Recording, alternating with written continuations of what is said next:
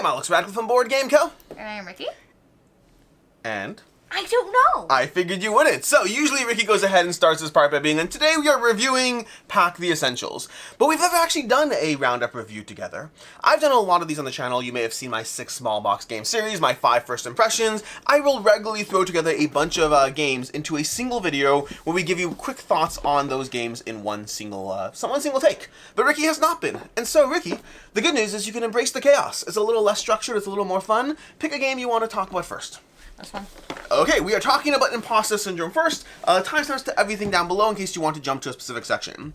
For all of these, I will give you a 30-ish second intro on how to play these games, and then we'll just go into our general thoughts on it. Imposter Syndrome is coming to you from Indie Boards and Cards. This is one of those games that's kind of in the vein of games like Chameleon, or I think it's called Spy something, I can't remember what it is. Spy Club or something, Spyfall. No, Spy... Is it Spyfall? I don't know. It's a game with the word spy in it. And Chameleon, and basically that. And the basic idea of it is you have one player who doesn't know what's going on, and then the players... They have to bluff their way through it. They have to bluff their way through. So basically, in this particular one, you have a grid of 9 cards. Who would be the best at... Riding a unicorn. Riding a unicorn. Who would be the best at doing their homework? Who would... Be completely useless. Who's completely useless? Who'd be fun at birthday parties? You have these categories of things you're trying to be, and then every player has given 5 characters and 3 modifiers. So for example, I could be Abraham Lincoln with rainbow-colored hair. I could be Dwayne The Rock Johnson with... But 2 of us. But 2 of us. Any of these combinations. You have a modifier and a character. Then players have to select except one of, well, from the table, let's say we're playing a 5-player game, 4 of the players know that you're actually trying to be who would be the best teacher. The other player says, his card says, you're an imposter. They don't know whether they're trying to be the best teacher or the most useless or any of these things. So they still have to select their combination, and then you reveal it all, and then all the players have to justify why they picked what they picked, with one player not having known why they picked what they picked, other than seeing 9 possible options on the table. That's the general premise of the game, and then you go ahead and try to figure out who's the imposter. You're the imposter. Were they able to bluff? Did I just have bad cards? All that craziness is in play. So, time for general thoughts and opinions. Ricky, what do you think of Imposter Syndrome? I'm going to say 3.5. 3.5, okay. It's a fun game, but there are too many times where you just have really bad luck getting cards, and it makes it really easy for the imposter. Yeah. I don't disagree. I'm coming in at a 3 out of 5 on this one. We've played this far more than I thought we would. It's pretty engaging and pretty fun to go through. Yeah. But like you said, completely failed. It's a little bit too victim to the cards you have in your hand and not how well you can bluff things. And there's no art, there's no option, there's no option to mulligan your hand, there's no option to draw more cards. And we end up being really bad when we played today, considering we played 8 rounds and the imposter won every single time. I was the imposter sometimes. Yeah. So because of the fact that bad hands or bad combinations are so prevalent, the imposter is very easy to bluff their way through things. On the plus side, really terrible cards, don't judge me. On the plus side, it does mean that you can be the imposter pretty well in this game, which is a nice twist. Sometimes these games I find are a little too obvious. But overall, I would say I've had fun playing this. I don't think I'm super impressed by it, but I've had fun with it. Just a little overcomplicated. Okay, next game, Ricky. You pick.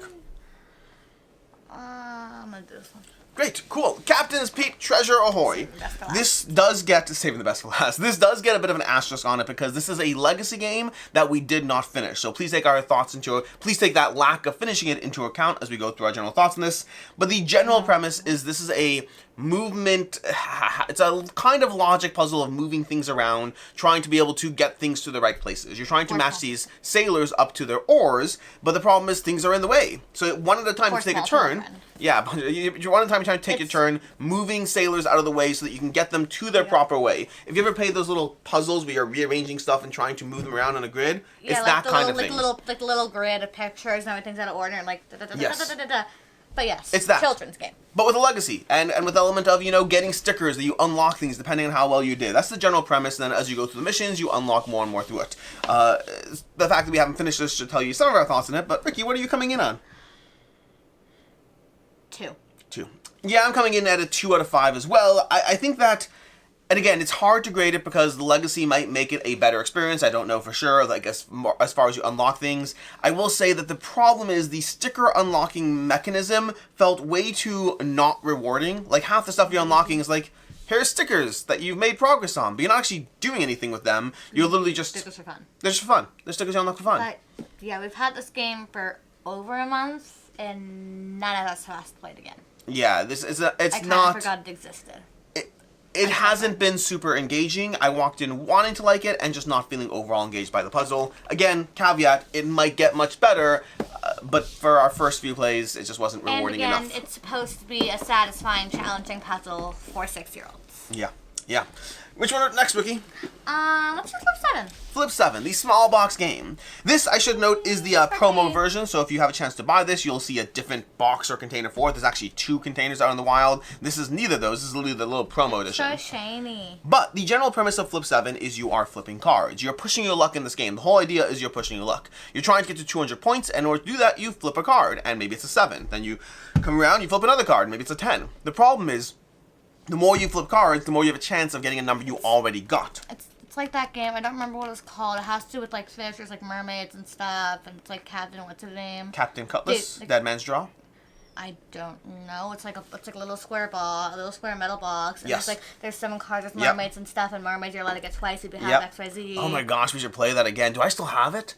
I don't think I have that. I should get it back. This one reminds me of it. It is, but here's the thing about Flip 7, which is actually interesting, because in the general premise, you just go to get 200 points, which is often multiple rounds. Similar to games like Can't Stop, you can like stop and bank your points, or you can keep playing. But as you go through it, you're just trying to get to 200 points by flipping cards, and there's a few ability cards, and that's kind of it. The main, well, what's rating? What's your rating on this? I'm gonna give it a 4. A 4, It's a very fun, very solid game, and the only thing I dislike about it is that it's really hard to play if you don't have writing utensils with you. Yeah. Like if you don't have a pencil and paper, Or a phone. then what we've had to do when we didn't have it available is we would go take a book, and then we'd take playing cards, and then we put them in the pages of the book. Yeah. Yeah, there's tips for it, and I should know there is a It's just app, like there's a website inconvenient. you can go to, like, and there's a little, you just scan the QR code or whatnot, and they have something you can just track it there. But again, if you don't have phone or pens or whatever, it's a little bit of pain. Otherwise, it's pretty straightforward to track the score from there. But what I think for me, I'm coming in at a 3.5 on this one. I like Flip 7. I think it's a lot of fun, and I've never not had a good time playing this. It's always fun. I'm not at the point where I care that much to request it, but like, hey, it's quick, it's fun, it's easy to play. One of the things it has going for it, you mentioned Dead Man's Draw, Capt'n Cutlass. I do think that a game like that is a better experience, but it's also more convoluted and a little more complicated. Flip 7 is so straightforward that it's like, yeah, let's just play a game. Do you have to teach anyone anything? No, just flip a card, watch, just go through it. Which makes it very accessible, very easy to pull out. You don't have to worry about who's playing it. You play with kids, new gamers. You can play it after not playing it for 7 years and you won't forget the rules because it's so ridiculously simple. So it has the simple accessibility going for it that makes it very fun. Plus, as Ricky said, shiny cards. And we didn't even talk about the little fun and twist it has to it that you mentioned before we decided to go into reading. Which one? What's it? The twist? fact that there's a reason for the name of this game. Oh, yeah, there is. There is. If you flip... 7 cards. 7 different numbers. There is a 0 through 12. And each number is that many cards it has except for the 0, which has 1 card. You are trying to get, if you get 7 different numbers, then you get an extra 15 points. And the round is immediately over. It doesn't matter who's in. Yeah. Well, that's our Flip 7, which means we go to the next one, and I know which one the next one is because Ricky said we're saving the best for last, and I know which one her best one is. So we're going to go to Bamboo Rally Cup, another Haba game over here. Bamboo Rally Cup is basically a race game. It's a race game in which the general idea is you're trying to get 3 laps. You have 2 race cars, you need to get 3 total laps amongst them, and you're trying to get these flags. And the thing is, you're going to roll dice, and the dice are going to help you move your race cars, but also moving the ghost around the table that will bump your race cars back to the beginning. If you've played any games that have like bumping, you don't want to be hit by the ghost. The fun of the game, where the game actually has the charm coming in, is the fact that at any point you can smash the little button on the table. There's a button in the middle of the table. So fun. It makes a little squeaky noise like... And if you do that, you steal the current dice from the current player. They'll still get their dice, but you'll get to go with them first. So you can knock them back and ruin their entire turn, or you can finish a lap and win the game. You can save yourself. You can hurt other players, things. and you do have a limited amount of energy to steal dice. Every time you steal dice, you have to give up a little energy. But every time you complete a lap, you get it back. There's also variance. But the general idea is you have a limited number of steals throughout the game. You're trying to time them for when they're advantageous, and the first person to steal gets it. So you kind of are waiting for either a time that is good for you to steal, or just a really good roll. Someone rolls like 3, and they can get 3 6s, and you can go crazy. To them. Yeah. Yeah, there's a lot of fun to that, which I guess brings us to the thoughts on it, Ricky. What do you think of Bamboo Rally Cup? I think it's a very fun, very cute game where if you want to include your 4-year-old brother in a game, but you want to play something that isn't going to have you super bored, it's a really fun game to play.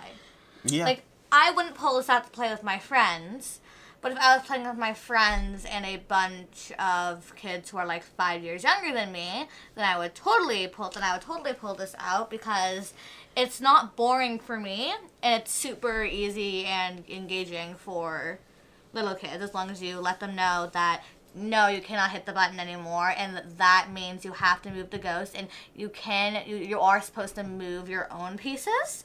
The ghost is not the only piece on the board. Yeah. I mean, I agree with everything you said. It works well for different age ranges. It's accessible for kids while being fun for, older people as well. Not older people. Maybe, I just haven't played. But, different age ranges it works well for. But the general idea of it is it plays in, 20, 30 minutes. It just has a lot of bumping. It's like if you like games like Candyland and the premise of games like that, but with a bit more skill on it, this one has the randomness of dice rolling, but then the fun of trying to figure out when to steal, and just results in an overall good time. Not something that blows me away, but a good time. I'm coming in at a 3.5 out of 5.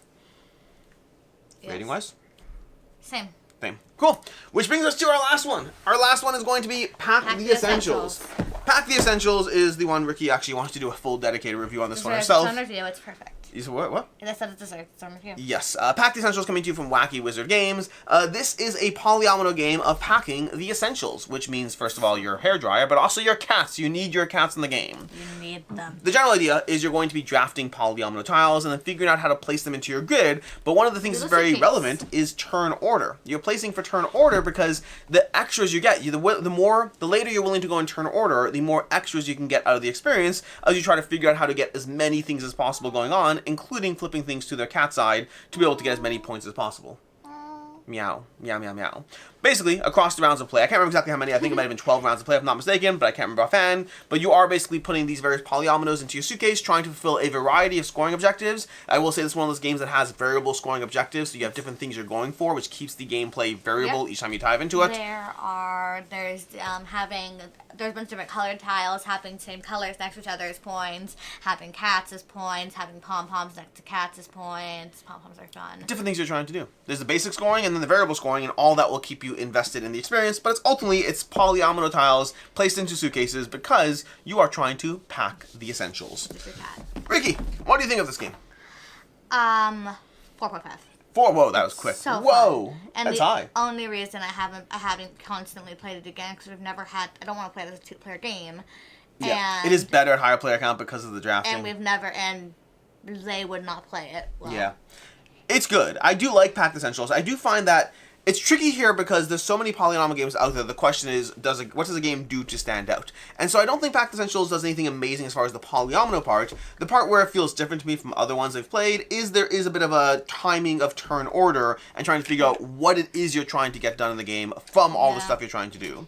I definitely enjoy it. I don't think it's, for me, you're coming in much higher than me. I'm coming in at a 3.5. I definitely enjoyed it. I've had fun with it. The charm is very much there. If you like cats, that's very much there. But overall, it's just a good polyomino game, although Ricky apparently likes it a lot more. Yes, when we played the game. And if you want, for a few times, this is probably going to happen 2 or 3 times in the game, you can flip over one of your luggage tiles and get the cat. Us. Okay, we're going to go 3rd and 4th every single round in this game just so we can flip the cats and we can just fill our suitcase with cats. I probably had 3 things in there that wasn't cats. He had 2 cats. You can go for cats or not cats. We did not put the tiles out on the side, and then we put them out on the cat side. Yeah. And then lift it back later. There's a lot, honestly, actually, the truth is, once you're saying that, there's actually one of the things that impressed me about the game is there are multiple ways you could try to get points. And they all seem like they offer decent ways to try to get points. And I thought that was good as far as seeing different players go for different strategies and have somewhat similar ending scores. Anyways, that's Pack the Essentials, and that is our last game, which means this has been your roundup review of Captain Peep's Treasure Ahoy, which we didn't love, unfortunately, but may have promised if you dive into it further. Pack the Essentials, which we both enjoyed. I had fun with it. Ricky had a lot of fun with it. Imposter Syndrome. Which is a great, in theory, a lot of fun. Not necessarily the best in class. I actually want to show Ricky a game called Detective Club. We'll get to that in a different video, but I think she'll like that a lot. We have Flip 7, which is just easy and fun to play every single time. And then Bamboo Rally Cup, which again is a good racing game that is accessible for a variety of age ranges. And yeah. And that's it. Until next time, I'm Alex Radcliffe from Board Game Co. I'm Ricky. And have a good one.